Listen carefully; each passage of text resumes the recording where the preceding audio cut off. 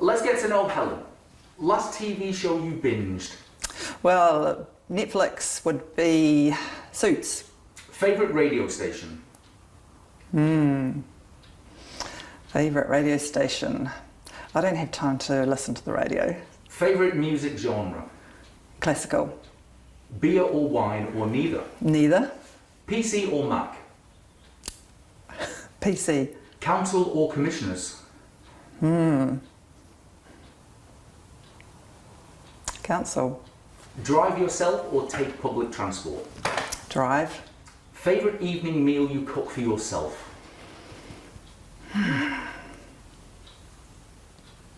Sushi. When was the last time you cleaned your toilet? I just can't believe I'm thinking about when that was. 3 days ago. Okay, on to business. So you're not from here, are you? You're not a Tauranga resident? No, I'm not. So tell us why you're here. Are you here just for this by-election? I'm here for this by-election and to make a difference in the community. Like I said, there's already incredible workers here. I want to empower them and help them and make sure that the government are actually putting more into them, to invest in them doing the good work. And so why would someone from Tauranga vote for someone that's not from Tauranga? I think Tauranga, issues? Do you absolutely, you know, we all cities have issues, very similar issues. Okay, so the point to having somebody else who's not from Tauranga is not a negative, as far as I can see, and a lot of people I'm speaking with are in that same mind frame, because I came into the city with fresh eyes, and my very first visit to the CBD, I was, you know. It doesn't take much to see what the issues are. You don't have to be a local. People who have lived here for 30 years, there's big issues, so why hasn't that been addressed already? So it's not going to just be a local that's going to deal with these issues. It's got to be the best person who is a mover and shaker, who doesn't sit around mucking around, who actually gets things done. Tauranga grinds to a halt every rush hour, but nowhere near enough people want to take the bus. Can we afford to just keep building roads, or is there a line somewhere in the future? There is a line somewhere in the future. However, people don't want to get out of their cars. So we need to provide something that's a little bit more beneficial, that's going to be more efficient.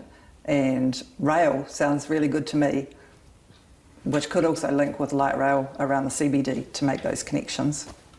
And that sounds great, but how would that actually become reality in Tauranga? Well, there's a lot of work to be done, obviously. So I'm meeting with the town planner actually this afternoon, and then meeting with commissioners on Monday. So it's about looking at all of these options and see which ones are the best solution that are going to be benefit long term. Youth crime is in the news a lot these days. What's the solution? There's a lot of solutions. First of all, I'm sure that people wouldn't disagree with me that Tauranga need more police on the ground. It's great to see that we've got some security now down at Willow Street, about 6 to 8 there. However, they don't have the powers. So really, all that extra money that the taxpayer are paying right now is for very little benefit, because the youth know that they don't have the power to actually do anything about their delinquent behaviour. So how do we change that? What is the solution? Okay, so we need more police here, but not just police. So there's great community workers here on the ground already who are doing incredible work for our young people. What we need to do is actually connect with those youth leaders and community leaders and work with them. So that's what I do. I already run a charitable trust down in South Island. That's what I do. I provide supports for people on the ground, for our young people as well as family. So it's not just about the youth. It's about a wraparound service for these families. And what do you say to voters who would demand stiffer sentences? We do need stiffer sentences for those who are repetitive criminals, and we also have the police here. They know some of these offenders, so there's not enough being done around that. We must protect the community, absolutely. It's not good enough for police to tell dairy owners to put bollards up in front of their store. That is not addressing the issue and the crime. The cost of living is affecting everybody, some more than others. What are some tangible things government can do to fix this? Cost of living is affecting everyone, and you would have hoped that any budget would actually address things that are on the ground, not pie in the sky, things that may or may not eventuate. So, we need to address the facts that we can see and the tangible stuff like you're talking about around tax relief for our families. New Conservative, for example, we want to have the first 25% of the tax rate no tax, okay, and just a lot more relief around those tax factors. If elected, what's the first thing you do for Tauranga? First thing I would do is address the crime. How? To support the youth who are out there, who are on the streets and don't have somewhere to go, the family support. Do you agree with the government's handling of COVID? No. Why not? Lockdowns have been, in the beginning, the lockdown, we knew we needed to do something. So, stepping back even further, there were people calling on the borders to be closed, and that didn't happen until much later.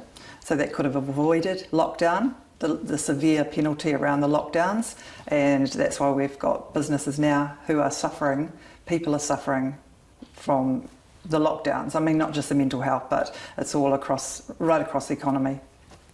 But NZ's had less deaths per population than anywhere else around the world. Mm-hmm. Is that a bad response? Well, if we had to close the borders sooner, that still would have been fine and kept our businesses going.